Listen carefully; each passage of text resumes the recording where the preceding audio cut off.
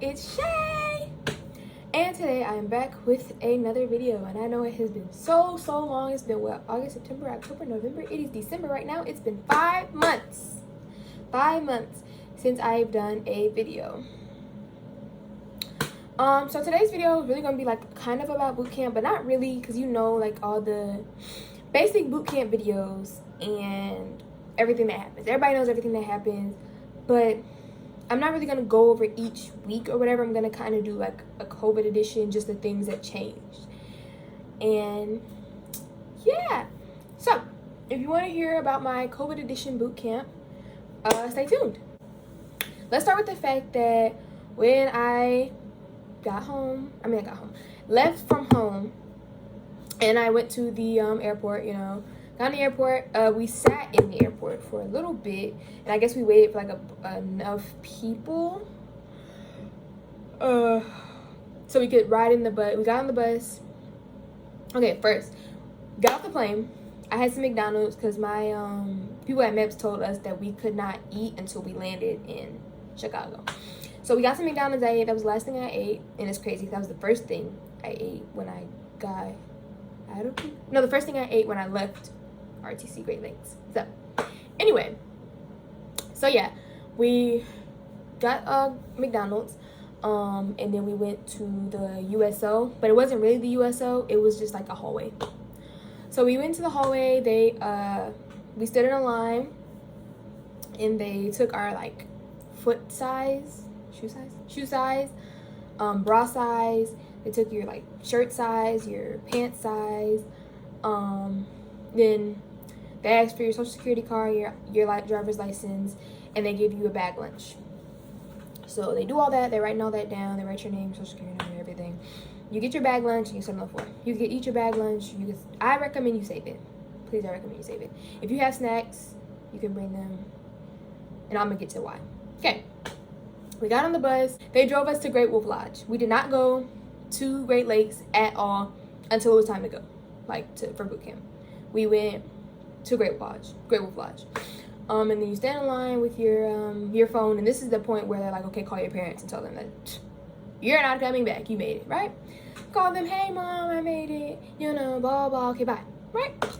Because mom already knew what was going on. Mom was in the Navy. My dad was in the Navy. They already know what was going on, right? Called them, was like, okay, hey, bye, whatever. And then they take your social security number, like your card, and then your license or ID or whatever you brought. They take it. You go in there. You go in this room, and they have boxes lined up with sea bags inside of them. They have boxes lined up, and of course they're 6 feet apart because of COVID and everything. So you have the boxes lined up, and they come in. Okay, take everything out of the box. So in the box is like shampoo, soap, your sea bag, stuff like that, right? Take it all out of the box. You take all your stuff, your stuff, your personal belongings, and you put it in that box. Everything else goes in the sea bag. You do like a little inventory sheet with it. And then they come in with the PT gear that they just sized you for at the airport, and your Go Fasters. And you get all of that stuff, your bras, your underwear. They have you go change your underwear and everything. So you got all of that. And then you have your sea bag on, and you go out. And at this point, this is the point where they tell you to put all your personal belongings in your box. But the people who were like doing that for us, like telling us what to do, they actually told us that we could have snacks. And it was crazy because my friend brought me snacks to the hotel the night before I left, so I could have had snacks. So anyway, so yeah, so they told you could have snacks, and I didn't know that, so I let my best friend take all my snacks back to my house. Anyway, so then they'll have you standing in a line, and they'll call your name, and you get your name, and they give you your room number, and you write it on your hand or whatever, right? And that's where you're gonna be quarantining for the next however many days. On like the 7th day, like in the middle, we got our COVID test. Yeah. Anyways, 7th day we got like our COVID test, and Then we just toughed it out for the rest of the days.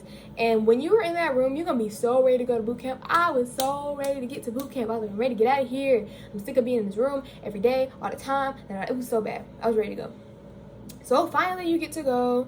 You know, you go to boot camp and they're yelling and everything. You get running with your sea bag or whatever. And then basically everything is kind of like the same as far as like getting shots, sleeping at Pearl Harbor until it's time for you to move to your ship, walking to your ship with your sea bag. Everything else is kind of the same. Of course, like, we didn't do the gas chamber because COVID. I don't think anything else really changed because of COVID, other than wearing a mask all the time. Now, there was ROM. Everybody was scared of ROM because everybody who came back from ROM and like got asthma into your division from ROM was like, it's bad. ROM is restriction of movement, and in ROM, like, you're just in there in like a little cube all day, and that's it. You don't do anything else. You can't like really socialize with people because you're supposed to be quarantining once again. So you're in ROM. If somebody pops positive around you for COVID, the people that's like within 6 feet of them, like the people that sleep within 6 feet of them, all go to ROM. So it's crazy because this girl popped positive in our third week. But they did not take her. They didn't take the people around her to ROM until the 5th week. So like, we're over here about to graduate and they get pulled to go to ROM. It sucks, I know. It sucks, I know. So yeah, that was ROM.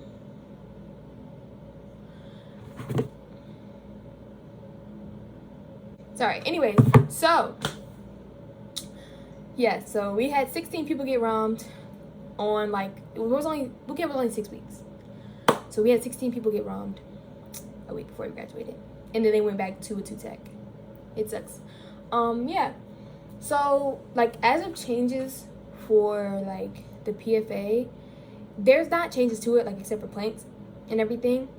But it's like, I felt like it was a lot less time for you to be able to get to your run time. Like, you had plenty of runs, but it still wasn't enough compared to all the other stuff that you were doing all the time. Now, I did make it through on the first run. I didn't get ROM, I didn't get asthma, I didn't get anything like that.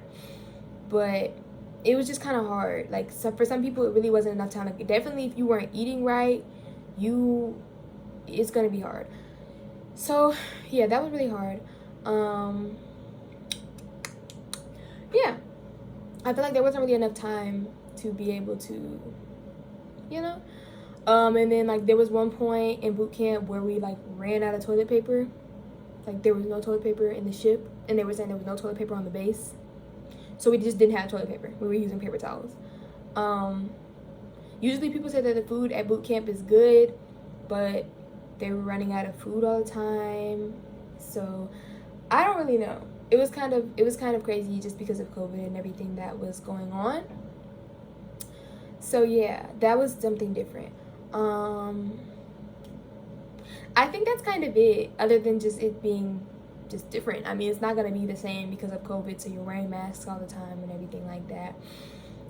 But yeah, I think that's everything that I really want to talk about like boot camp specifically. Now, as for going to your A school, now some people actually like left like how you're supposed to leave. Right after boot camp ends, you go to your A school.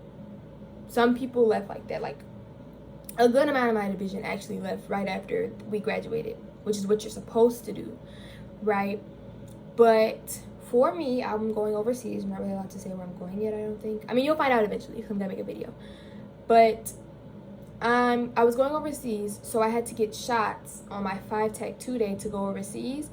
And then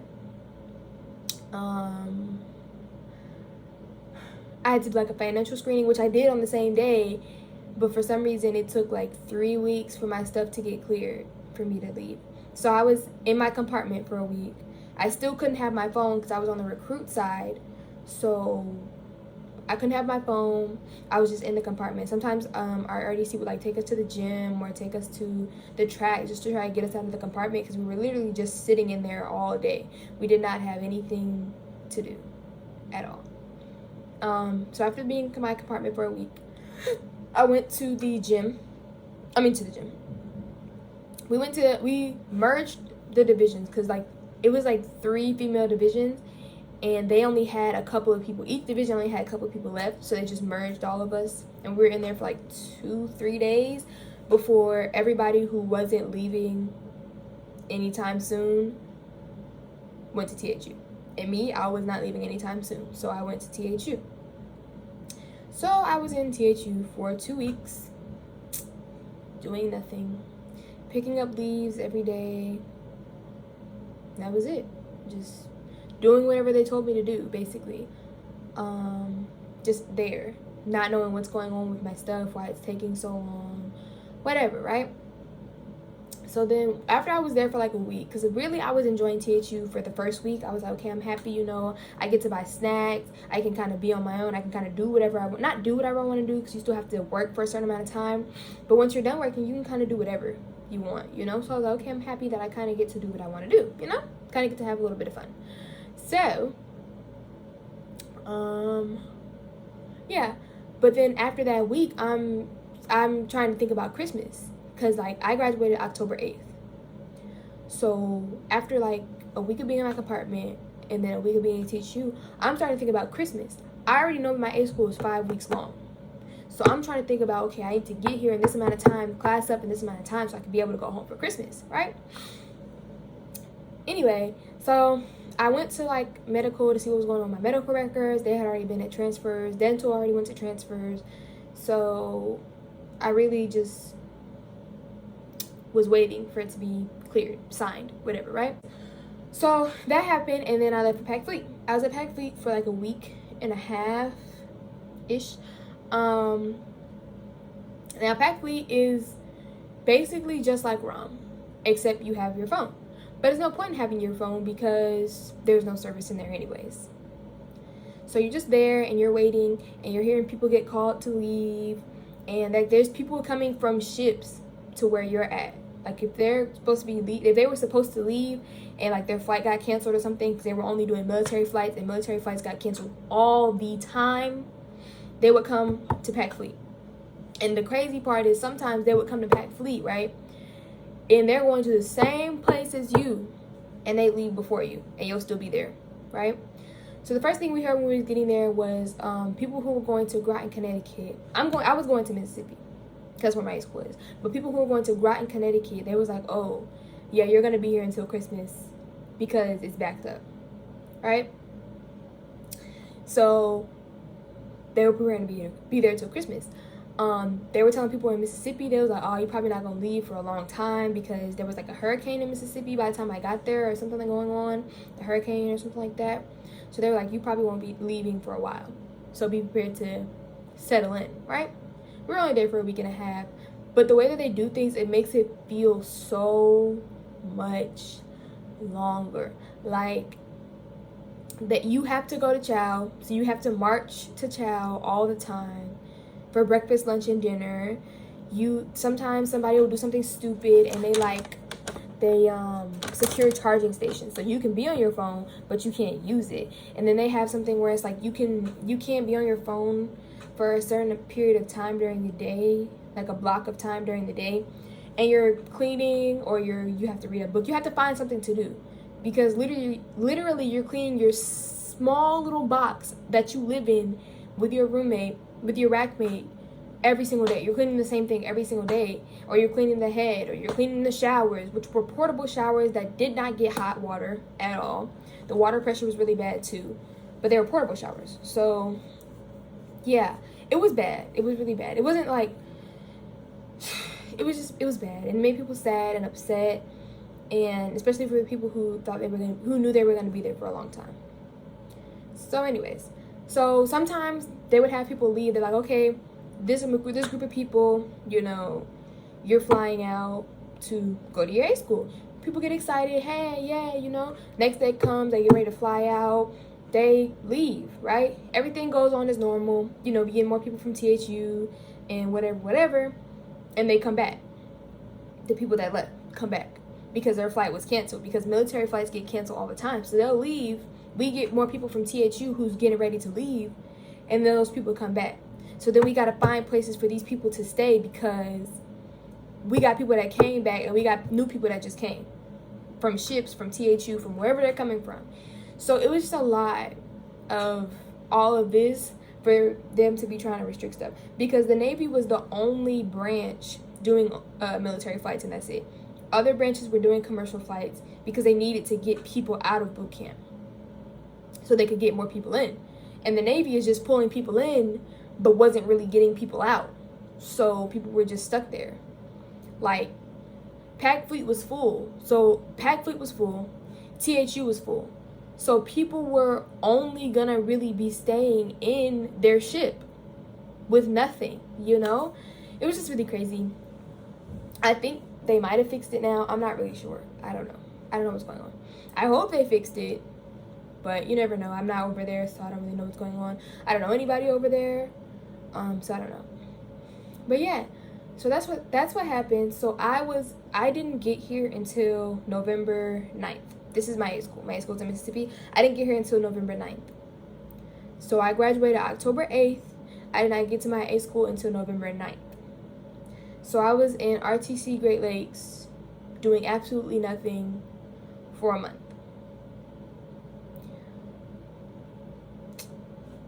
Right? So anyway, it was really sucky. It was really bad. It was really depressing. And they was just saying every day, don't be depressed, when they got to go home to their families. And you were just there. So, what else? So, I got here, right? Did my indoctrination classes for a week, and then I was in THU for 2 weeks before I classed up. When I classed up, I found out that I don't graduate till January 15th, which means I can't go home until the 16th. Then I go to my next duty station after I get my 21 days of leave. However, some people who have graduated this month, December, and are supposed to get their 21 days of leave to go overseas, their leave has been postponed because nobody's going overseas until February. So their leave has been postponed until they can correct their dates in order for them to leave from home to go to our COVID capital, so then they can get tested and then go overseas from there. Everybody's going overseas from the same place. So if they graduated December, you can't leave until your leave days line up with the time that you're supposed to leave from your house to go to the COVID capital. I'm just calling it the COVID capital because I don't really know if I'm allowed to tell you all these places. So, but yeah. So my leave date kind of lined up pretty perfectly with that. So I don't really have to worry about mine being canceled. But people who was in December, they was like, hey, yours has to be postponed until it can line up with this. So that was kind of crazy. And people just got to be here doing that thing until it's time. Some people who got here like last week or this week, if they don't class up, they're not classing up until when we get back from Christmas break, which is like January 4th or something like that. And then it's like they're talking about shutting down the base because people aren't social distancing, people aren't wearing their masks. So they're like, hey, we're going to have to shut down the base. If they shut down the base, they stop schools and they mess up everybody's leave. So it's a lot that goes into COVID. And at the same time, we have Marines on this base too. So it's Marines sometimes is not wearing their masks. Marines don't really care. And it's like this kind of joke going around that Marines don't really believe in COVID, which is not really funny because it's like we're getting punished because y'all don't want to wear y'all masks. Marines, they're not, I'm saying like they don't really like believe in COVID. So even if they're not doing all the extra measures that we're doing, they're going straight from here to their duty station. They might quarantine at their duty station, but that's it. We have to go from here to a COVID capital to get tested. If we are positive, we quarantine there. If we're not, we go to our next duty station and then we quarantine. It's like the Navy is taking all these extra steps and other branches aren't. So it's just kind of frustrating when you're the only person that when you and the people in your branch are the only people that understand what's really going on, especially when it's only you getting, like, only stuff is messing up for you, you know? But anyway, I think that's it. As far as everything that I brought to boot camp, I really didn't need any of it. I really did not need anything that I brought to boot camp, because everything they gave me, except for maybe like the combs. Definitely I should have brought Eco Styler gel. Even though I had my hair braided, when we did pictures, I wanted to do a slick back, and I didn't have any gel. I had to use Got2b glue, which is really bad for your hair. So yeah. So other than that, I don't really think it's anything that you really need for boot camp. My advice for people who are going to boot camp: be prepared for anything. Pray for the best, but prepare for the worst, so that if something bad happens, you're not really going to be affected. Because when I was leaving for boot camp, my parents, they've been in the Navy, so they expected it to be like this, but COVID made everything different. So when I was going to boot camp, I was expecting to be able to be home for Christmas, but it didn't work like that because of COVID. And so honestly, my best advice for people that's going to boot camp or in the Navy just in general is just don't expect anything. Don't expect anything. Just be happy if something comes that's good, or prepare for something that's bad, but don't expect anything, because everything changes within like the drop of a dime, just because of the times that we're in. Now, I can't really give too much advice because I've only been in the Navy since breakfast, but it's just best if you don't expect anything and you just prepare yourself for the worst. So yeah, that's what's been going on with me. I'll probably do like another video when I get like my boxes from home. Like, I'll probably do a Christmas video. I can't really do Vlogmas because I'm in school, so it's gonna be hard for me to like record every day and whatever. And I can't really like record a day of my life of school because you can't see me in school because I can't bring my phone to the schoolhouse. So yeah, I think that's it. Yeah. So if you guys have any questions, you can leave in the comments down below. And yeah, that's my boot camp experience. I'll probably be recording another video pretty soon, or maybe even on Christmas, and try to get it edited and posted on Christmas, so you guys can see like the Christmas gifts that my family sent me and stuff from home that they sent me. They try to send me like some stuff from home, some of my clothes and like my teddy bear she sent me from home. That was in the A-School box that I packed. So yeah, I do recommend packing an A-School box, because then as soon as you get there and they get your address, they can like send it off immediately, because depending on how far you live from your A-School, it's going to take longer to get there. So yeah,